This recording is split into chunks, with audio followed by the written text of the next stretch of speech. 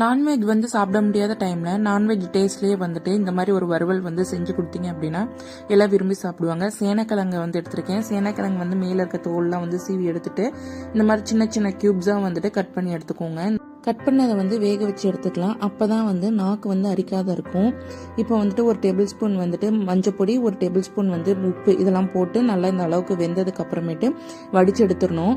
இப்போ வந்து கடாயில வந்து எண்ணெய் ஊற்றி இதை வந்து பொரிச்சு எடுக்க போறோம். மேலே வந்துட்டு நல்லா கிறிஸ்பி ஆகிற அளவுக்கு பொரிச்சு எடுத்துக்கலாம்.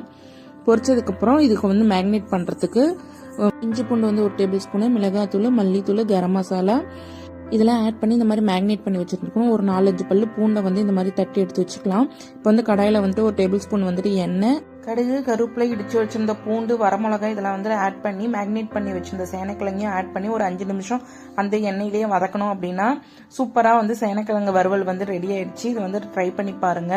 நல்லா